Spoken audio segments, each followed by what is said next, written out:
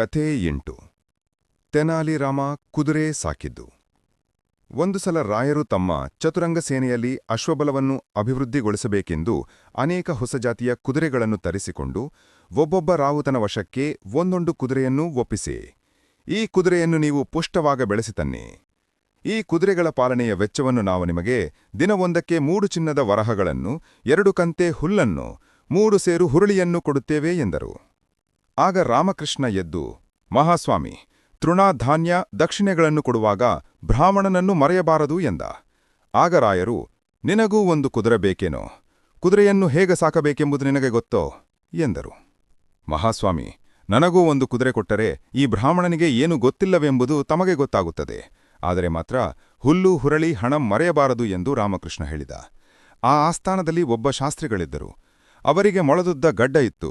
ರಾಮಕೃಷ್ಣ ಅರಸರಿಗೆ ಆಪ್ತನಾದುದನ್ನು ಕಂಡು ಅವರು ಸಹಿಸಿರಲಿಲ್ಲ. ಸಮಯ ಬಂದಾಗೆಲ್ಲ ರಾಮಕೃಷ್ಣನನ್ನು ಕುರಿತು ಹೀನಾಯವಾಗಿ ನಗುತ್ತಿದ್ದರೂ ರಾಮಕೃಷ್ಣ ಅವನನ್ನು ಅಷ್ಟಾಗಿ ಲಕ್ಷಿಸುತ್ತಿರಲಿಲ್ಲ. ಅವರು ರಾಮಕೃಷ್ಣನ ಪ್ರಾರ್ಥನೆಯನ್ನು ಕೇಳಿ ತಿರಸ್ಕಾರದಿಂದ ನಕ್ಕರು. ರಾಯರು ರಾಮಕೃಷ್ಣನ ಇಷ್ಟದಂತೆ ಅವನಿಗೂ ಒಂದು ಕುದುರೆಯನ್ನು ಒಪ್ಪಿಸಿ ಅದರ ಪಾಲನೆಗೆ ಬೇಕಾದುದನ್ನು ಅವನಿಗೂ ಕೊಡುವಂತೆ ಕೊಡಿ ಎಂದು ಆಜ್ಞೆ ಮಾಡಿದರು. ರಾಮಕೃಷ್ಣ ಕುದುರೆಯನ್ನು ಮನೆಗೆ ಕರೆದು ತಂದು ಹಿಂದುಗಡೆ ಅಂಗಳದಲ್ಲಿ ಅದರ ಪ್ರತ್ಯೇಕವಾಗಿ ಒಂದು ಮನೆ ಕಟ್ಟಿದ. ಮನೆಯೆಂದರೇನು? ಕೆಳಗೆ ನೆಲ, 4 ಕಡೆ ಗೋಡೆಗಳು, ಮೇಲ್ಚಾವಣಿ, ನೆಲದಲ್ಲಿ ಒಂದು ಹಳ್ಳ, ಒಂದು ಕಡೆ ಗೋಡೆಯಲ್ಲಿ ಕುದುರೆಯ ತಲೆ ಮಾತ್ರ ಹಿಡಿಸುವಷ್ಟು ಅಗಲದ ಒಂದು ಕಿಂಡಿ. ಇಷ್ಟೇ. ಈ ರೀತಿಯಾಗಿ ಕಟ್ಟಿದ ಮನೆಯಲ್ಲಿ ರಾಮಕೃಷ್ಣ ತನ್ನ ಕುದುರೆಯನ್ನು ಇಟ್ಟ. ಪ್ರತಿದಿನ ಬೆಳಗ್ಗೆ 1 ಸಲ, ಸಂಜೆ 1 ಸಲ ಅದಕ್ಕೆ 1 ಹಿಡಿ ಹುಲ್ಲು ಕೊಡುತ್ತಿದ್ದ. ನೆಲದ ಹಳ್ಳಕ್ಕೆ 1 ಕೊಡೆ ನೀರು ಸುರಿಯುತ್ತಿದ್ದ. ಕುದುರೆಯಲ್ಲಿ ತನಗಿರುವ ಮುದ್ದನ್ನು ತೋರಿಸಿಕೊಳ್ಳಬೇಕೆನ್ನುವ ಹಾಗೆ ಹುಲ್ಲಿನ 4 ಕಡ್ಡಿಯನ್ನು ಬಾಯಲ್ಲಿ ಕಚ್ಚಿಕೊಂಡು ರಾಮಕೃಷ್ಣ ಆ ಕಿಂಡಿಯ ಹತ್ತಿರ ಬಂದರೆ ಕುದುರೆ ಕಿಂಡಿಯಿಂದ ಹೊರಕ್ಕೆ ತಲೆ ಹಾಕಿ ಬಕಾಸುರನ ಹಾಗೆ ಬಾಯಿ ತೆರೆದು ಕಟಕ್ಕನೆ ಆ ಹುಲ್ಲನ್ನು ಕಚ್ಚಿಕೊಳ್ಳುತ್ತಿತ್ತು. ಪ್ರತಿದಿನ ಬೆಳಗ್ಗೆ ಮತ್ತು ಸಂಜೆ ಹೀಗೆ 2 ಹೊತ್ತು ರಾಮಕೃಷ್ಣ ಕುದುರೆಗೆ ಹುಲ್ಲು ತಿನ್ನಿಸುತ್ತಿದ್ದ.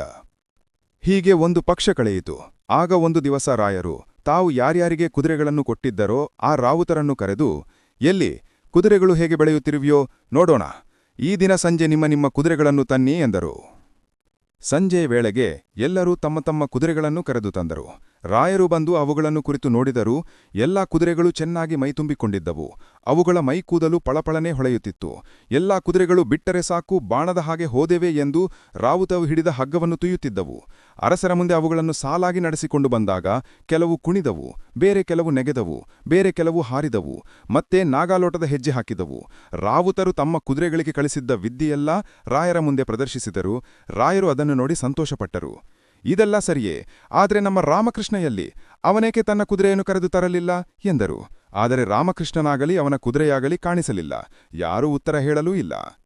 ರಾಯರು ಒಬ್ಬ ದೂತನನ್ನು ರಾಮಕೃಷ್ಣನ ಮನೆಗೆ ಕಳುಹಿಸಿದರು. ರಾಮಕೃಷ್ಣ ಬೀದಿಯ ಬಾಗಿಲು ಬಳಿ ತಲೆಯ ಮೇಲೆ ಕೈಯಿಟ್ಟುಕೊಂಡು ಕುಳಿತಿದ್ದ. ದೂತರು ಬಂದ ಕಾರಣ ತಿಳಿದು ರಾಮಕೃಷ್ಣ ಅವರ ಸಂಗಡ ಅರಮನೆಗೆ ಹೋದ. ರಾಮಕೃಷ್ಣ ರಾಯರಿಗೆ ನಮಸ್ಕಾರ ಮಾಡಿ, ಸ್ವಾಮಿ, ಮಧ್ಯಾಹ್ನದಿಂದ ನಾನು ಪ್ರಯತ್ನ ಮಾಡುತ್ತಿದ್ದೇನೆ ಮಹಾಸ್ವಾಮಿಯವರೇ ಸನ್ನಿಧಾನಕ್ಕೆ ನನ್ನ ಕುದುರೆಯನ್ನು ಕರೆದು ತರಬೇಕೆಂದು. ಆದರೆ ಧರ್ಮರಾಯನ ಯಾಜ್ಞಾಶ್ವ ಉದ್ದಾಲಕನ ಆಶ್ರಮದಲ್ಲಿ ಕಲ್ಲಿಗೆ ಅಂಟಿಕೊಂಡ ಹಾಗೆ ಈ ಕುದುರೆ ನಮ್ಮ ಹಿತ್ತಿನ ನೆಲಕ್ಕೆ ಅಂಟಿಕೊಂಡಿದೆ. ಅದನ್ನು ಅಲ್ಲಿಂದ ಕದಲಿಸಲು ವಿಶ್ವಪ್ರಯತ್ನ ಮಾಡಿ ಆಯಿತು. ಕುದುರೆ ಕದಲಲಿಲ್ಲ. ನನಗಿಂತ ಸಾಹಸಿಗಳಾದವರು ಯಾರನ್ನಾದರೂ ತಾವು ಕಳುಹಿಸಿಕೊಟ್ಟು ಅದನ್ನು ಇಲ್ಲಿಗೆ ಕರೆಸಿಕೊಳ್ಳಬಹುದು ಎಂದ. ರಾಯರು ತಮ್ಮ ರಾವುತರ ಕಡೆ ನೋಡಿದರು. ಒಬ್ಬೊಬ್ಬರು ನಾನು ಮುಂದು ತಾನು ಮುಂದು ಎಂದು ಬಂದರು. ಅದಕ್ಕೆ ರಾಮಕೃಷ್ಣ, ಸ್ವಾಮಿ, ಈ ಕುದುರೆ ಬ್ರಾಹ್ಮಣನಾದ ನಾನು ಬೆಳೆಸಿದ ಕುದುರೆ. ನನ್ನಂತಹ ಬ್ರಾಹ್ಮಣನಿಗೆ ವಶವಾಗದೆ ಈ ಮಹಾಪ್ರಾಣಿ ಇಂತಹ ರಾವುತರ ಮಾತು ಕೇಳುವುದೇ? ಆದ್ದರಿಂದಲೇ ನನಗಿಂತ ಹೆಚ್ಚು ಸಮರ್ಥರಾಗಿ, ವೇದಾಧ್ಯಯನ ಸಂಪನ್ನರಾಗಿ, ನಿಷ್ಕರ್ಮ ನಿರತರಾಗಿ, ಸ್ವರದೇಶಕಾಲಾಜ್ಞರಾಗಿ, ಸದಾ ಗಂಭೀರವಾಗಿ, ಶ್ರೋತ್ರಿಯೋತ್ತಮರಾದ ಯಾರನ್ನಾದರೂ ಕಳುಹಿಸಿಕೊಟ್ಟರೆ ಕ್ಷೇಮವೆಂದು ನಾನು ಅರಿಕೆ ಮಾಡಿಕೊಂಡೆ. ಯಾರನ್ನು ಕಳುಹಿಸಬೇಕೆಂದು ರಾಯರು ಯೋಚಿಸುತ್ತಿರುವಾಗ ರಾಮಕೃಷ್ಣ ತನ್ನನ್ನು ಸದಾ ಹೀನಾಯವಾಗಿ ಕಾಣುತ್ತಿದ್ದ ಶಾಸ್ತ್ರಿಗಳ ಕಡೆ ತಿರುಗಿ, ಸ್ವಾಮಿ, ತಾವು ವೇದ ಪುರಾಣ ಇತಿಹಾಸಗಳಲ್ಲೆಲ್ಲ ಬಲ್ಲವರು, ಅನೇಕಾನೇಕ ಅಶ್ವಮೇಧಗಳನ್ನು ತಿಳಿದವರು, ಕುದುರೆಗಳ ಲಕ್ಷಣಗಳನ್ನೂ ಅವಲಕ್ಷಣಗಳನ್ನೂ ಬಲ್ಲವರು. ತಾವು ನನ್ನ ಕುದುರೆಯನ್ನು ನಮ್ಮ ಹಿತ್ತಿನ ನೆಲದಿಂದ ವಿಮೋಚನೆ ಮಾಡಲಾರರೆ ಎಂದ. ಶಾಸ್ತ್ರಿಗಳು ರಾಮಕೃಷ್ಣನನ್ನು ಸುಟ್ಟು ಬಿಡುವಂತೆ ದುರ್ದುರನೆ ನುಡಿದರು. ನಡೆ, ನನ್ನ ಶಕ್ತಿಯನ್ನಾದರೂ ನೋಡು ಎಂದು ಎದ್ದು ರಾಯರ ಅಪ್ಪಣೆಯನ್ನು ಪಡೆದು ಜೊತೆಗೆ ಒಬ್ಬ ಸೈನಿಕನನ್ನು ಕರೆದುಕೊಂಡು ರಾಮಕೃಷ್ಣನ ಸಂಗಡ ಕುದುರೆ ಇರುವ ಕಡೆಗೆ ಬಂದರು.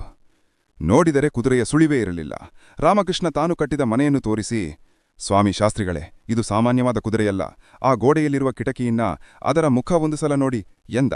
ಶಾಸ್ತ್ರಿಗಳು ಕಿಟಕಿ ಹತ್ತಿರ ಮುಖ ಇಟ್ಟರೋ ಇಲ್ಲವೋ ಕುದುರೆ ತನ್ನ ಮೂತಿಯನ್ನು ಹೊರಕ್ಕೆ ಚಾಚಿ ಶಾಸ್ತ್ರಿಗಳ ಗಡ್ಡವನ್ನು ಹುಲ್ಲು ಕಂತೆಯೆಂದು ಭ್ರಮಿಸಿಕೊಂಡು ಬಾಯಿ ತೆರೆದು ಕಟಕ್ಕಲೆ ಕಚ್ಚಿಕೊಂಡು ತನ್ನ ಕಡೆಗೆ ತುಯ್ಯಿತ್ತು. ಶಾಸ್ತ್ರಿಗಳು ಹೊಹೊ ಎಂದು ಕೂಗಿಕೊಂಡರು. ಕುದುರೆ ಯಾವ ಯಾವ ಕಡೆಗೆ ಅವರ ಗಡ್ಡವನ್ನು ತುಯಿತೋ ಆಯಾ ಕಡೆಗೆ ಅವರ ತಲೆ ಚಲಿಸುತ್ತಿತ್ತು. ಪ್ರತಿ ಸಲ ಕುದುರೆ ತುಯಿದಾಗಲೂ ಶಾಸ್ತ್ರಿಗಳು ಹೊಹೊ ಎಂದು ಕಿರುಚುತ್ತಿದ್ದರು. ರಾಮಕೃಷ್ಣನಿಗೆ ಏನೂ ಅಯ್ಯೋ ಪಾಪ ಅನ್ನಿಸಲಿಲ್ಲ. ಇರಲಿ, ಅರಸನಲ್ಲಿ ಜಂಬಡ ಕೋಳಿಯಂತೆ ಮೆರೆಯದಾಗಲ್ಲ ಎಂದುಕೊಂಡು, ಏನು ಶಾಸ್ತ್ರಿಗಳೇ, ಕುದುರೆಯನ್ನು ಬಿಡಿಸುತ್ತೀರೋ ಇಲ್ಲವೋ ಎಂದ. ಶಾಸ್ತ್ರಿಗಳ ಕೋಪ ಇನ್ನೂ ಇಳಿದಿರಲಿಲ್ಲ. ಕಣ್ಣು ಕೆಂಪು ಮಾಡಿಕೊಂಡು ದುರುದುರನೆ ನೋಡಿದರು.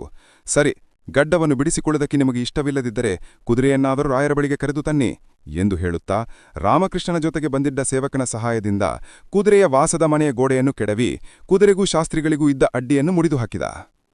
ಶಾಸ್ತ್ರಿಗಳಿಗೋ ಎಲ್ಲಿ ಗಡ್ಡ ಕಿತ್ತು ಹೋಗುವುದೋ ಎಂಬ ಹೆದರಿಕೆ. ಆದ್ದರಿಂದ ಕುದುರೆ ಎಳೆದ ಕಡೆಗೆ ತಲೆಯನ್ನು ಸಡಿಲ ಬಿಡುವರು. ಕುದುರೆಗೋ ಎಲ್ಲಿ ಹುಲ್ಲಿನ ಹಿಡಿತ ಸಡಿಲವಾದರೆ ಸಿಕ್ಕಿದ್ದ ಆಹಾರವು ತಪ್ಪಿ ಹೋಗಬಹುದೋ ಎಂಬ ಚಿಂತೆ. ಆದ್ದರಿಂದ ಅದು ಕಚ್ಚಿದ ಅಷ್ಟನ್ನೇ ಪುನಃ ಪುನಃ ಇಳಿಯುತ್ತಿತ್ತು. ಆದರೇನೋ ಅದು ಬಲವಾಗಿ ಬೇರು ಬಿಟ್ಟಿದ್ದ ಗಡ್ಡ ಸುಲಭವಾಗಿ ಕಿತ್ತು ಹೋಗುವಂತೆ ಇರಲಿಲ್ಲ. ಅರಮನೆಯಲ್ಲಿ ರಾಯರು ಕಾಯುತ್ತ ಕುಳಿತಿದ್ದರು. ಅರಸರ ಚಿತ್ತಕ್ಕೆ ಅಸಮಾಧಾನ ಅತಿಯಾಗಿ ಆಗಬಾರದೆಂದು ಶಾಸ್ತ್ರಿಗಳು ಉಪಾಯವಾಗಿ ಹಾಗೆ ಅರಮನೆಯ ಕಡೆಗೆ ಹೆಜ್ಜೆ ಹಾಕತೊಡಗಿದರು. ಕುದುರೆಯೂ ಗಡ್ಡವೇ ಹುಲ್ಲು ಎಂದು ಆಸೆಯಿಂದ ಹೆಚ್ಚು ತಂಟೆ ಮಾಡದೆ ಅವರ ಗಡ್ಡವನ್ನು ಕಚ್ಚಿಕೊಂಡೇ ನಡೆಯಿತು. ಈ ಉತ್ಸವ ಅರಮನೆವರೆಗೂ ಬಂತು. ಶಾಸ್ತ್ರಿಗಳ ಗಡ್ಡವನ್ನು ಕುದುರೆ ಎಳೆದುಕೊಂಡು ಬರುತ್ತಿರುವ ದೃಶ್ಯವನ್ನು ನೋಡಿ ರಾಯರ ಮೊದಲಾಗಿ ಎಲ್ಲರಿಗೂ ನಗು ಬಂತು. ರಾಹುತರು ಮುಂತಾದವರು ಜೋರಾಗಿ ನಕ್ಕರು. ಅವರೆಲ್ಲರ ನಗುವ ಶಬ್ದ ಕೇಳಿ ಕುದುರೆಗಳು ಕೆನೆದವು. ಆ ಶಬ್ದಕ್ಕೆ ರಾಮಕೃಷ್ಣನ ಕುದುರೆಯೂ ಕೆನೆದು ಶಾಸ್ತ್ರಿಗಳ ಗಡ್ಡಕ್ಕೆ ಮುಕ್ತಿ ದೊರೆಯಿತು. ಶಾಸ್ತ್ರಿಗಳ ಮುಖ ಕೆಂಪಾಗಿತ್ತು. ಗಡ್ಡವನ್ನು ಸರಿಮಾಡಿಕೊಂಡು ತಮ್ಮ ಪೀಠದಲ್ಲಿ ಹೋಗಿ ಕುಳಿತುಕೊಂಡರು. ನಗು ಕಡಿಮೆಯಾದ ಮೇಲೆ ರಾಯರು ರಾಮಕೃಷ್ಣನ ಕುದುರೆಯನ್ನು ನೋಡಿದರು. ಅದು ಬರಿಯ ಕುದುರೆಯ ಅಸ್ಥಿಪಂಜರಕ್ಕೆ ಚರ್ಮ ಅಂಟಿಸಿದ ಹಾಗಿತ್ತು. ಆಯಾಸದಿಂದ ನಿಂತುಕೊಳ್ಳಲಾರದೆ ಅದು ನಡುಗುತ್ತಿತ್ತು. ಅದು ಕೆನೆದರೆ ನಾಯಿ ಕೆಮ್ಮಿದ ಹಾಗಿತ್ತು. ಕುದುರೆ ತನ್ನ ಗುಳಿಬಿದ್ದ ಕಣ್ಣುಗಳಿಂದ ಎಲ್ಲರನ್ನೂ ನೋಡುತ್ತಿತ್ತು. ರಾಯರು, ರಾಮಕೃಷ್ಣ, ನೀನು ಸಾಕಿದ ಕುದುರೆ ಹೀಗೇಕೆ ಆಗಿದೆ? ಸ್ವಾಮಿ, ಇತರರ ಕುದುರೆಗಳನ್ನು ನೋಡಿದ್ದೀರಿ, ನನ್ನ ಕುದುರೆಯನ್ನು ನೋಡಿದ್ದೀರಿ. ಹೊಟ್ಟೆಗೆ ಏನು ಹಾಕದೆಯೇ ಕುದುರೆ ಶಾಸ್ತ್ರಿಗಳಂತಹವರನ್ನು ಹೀಗೆ ಗೋಳಾಡಿಸಿರುವಾಗ ಒಂದು ವೇಳೆ ಸಾಕಷ್ಟು ಆಹಾರ ಕೊಟ್ಟು ಕೊಬ್ಬಿಸಿದ್ದರೆ ದೇವರೇ ಗತಿಯಲ್ಲವೇ ಎಂದ. ಆಗ ರಾಯರಿಗೆ, ಓಹೋ, ಇದೇ ತಾನೇ ಇವನು 15 ದಿನಗಳಿಂದ ಮಾಡಿಕೊಂಡಿದ್ದ ಏರ್ಪಾಡು ಎಂದು ತಿಳಿಯಿತು. ರಾಯರು ಒಂದು ಸಲ ರಾಮಕೃಷ್ಣನ ಮುಖವನ್ನು ಶಾಸ್ತ್ರಿಗಳ ಮುಖವನ್ನು ಒಂದು ಸಾರಿ ನೋಡಿ, ರಾಮಕೃಷ್ಣ, ನಿನ್ನ ಹಾಸ್ಯಕ್ಕೆ ನಾವು ನಕ್ಕೆವು ನಿಜ, ಆದರೆ ಶಾಸ್ತ್ರಿಗಳಂತವರಿಗೆ ನೀನು ಮಾಡಿರುವ ಅವಮಾನ ನಮಗೆ ತುಂಬ ಅಸಮಾಧಾನವಂಟು ಮಾಡಿದೆ. ಶಾಸ್ತ್ರಿಗಳು ಮಾತ್ರ ಅಷ್ಟರಲ್ಲೇ ಎದ್ದು, ಮಹಾಸ್ವಾಮಿ, ತಪ್ಪು ನನ್ನದು, ಕರ್ಮ ನನ್ನದು, ಕರ್ಮ ಫಲವೂ ನನ್ನದೇ. ತಿಳಿದವನಿಗೆ ವಿನಯ ತುಂಬಿರಬೇಕು ಎಂದು ನಾನು ದಿನ ಕಂಡುಕೊಂಡೆ. ಒಡೆತನಾಗಲಿ, ಪುರೋಹಿತನಾಗಲಿ, ಮಂತ್ರಿಯಾಗಲಿ, ರಾವುತನಾಗಲಿ, ವಿಕಾಟ ಕವಿಯಾಗಲಿ, ಅವರವರ ಕೆಲಸ ದೊಡ್ಡದೇ ನಿಜ. ರಾಮಕೃಷ್ಣನನ್ನು ತುಚ್ಛವಾಗಿ ಕಂಡಿದ್ದಕ್ಕೆ ನನಗೆ ಈ ದಿನ ಬುದ್ಧಿ ಬಂತು. ಯಾರ ಗರ್ವ ಯಾರ ಮೂಲಕ ಭಂಗವಾಗುವುದೋ ಯಾರು ಬಲ್ಲರು ಎಂದು ರಾಮಕೃಷ್ಣನ ಕಡೆ ತಿರುಗಿ, ವರ್ಣಕ್ಕಿಂತ ದೊಡ್ಡದಾಗಿ ವಿನಯವನ್ನು ನನಗೆ ಕಲಿಸಿದ್ದರಿಂದ ನೀನು ನನಗೆ ಗುರು ಎಂದು ಕೈಜೋಡಿಸಿದರು. ರಾಮಕೃಷ್ಣನಿಗೆ ಮಾತೇ ಹೊರಡಲಿಲ್ಲ. ಅವನ ಕಣ್ಣಿನಲ್ಲಿ ನೀರಿನ ತೇವ ತುಂಬಿತ್ತು. ಅವನು ಮೌನವಾಗಿ ಶಾಸ್ತ್ರಿಗಳಿಗೆ ಕೈ ಮುಗಿದು ನಮಸ್ಕರಿಸಿದ. ರಾಯರ ಮುಖದ ಮೇಲೆ ಸಮಾಧಾನದ ಮೆಲುನಗೆ ಹಾರಾಡಕೊಂಡಿತ್ತು. ಮುಂದಿನ ಕಥೆ. ಮಣ್ಣು ಮಕ್ ಮಹಾರಾಜ ಕಿ ಜೈ.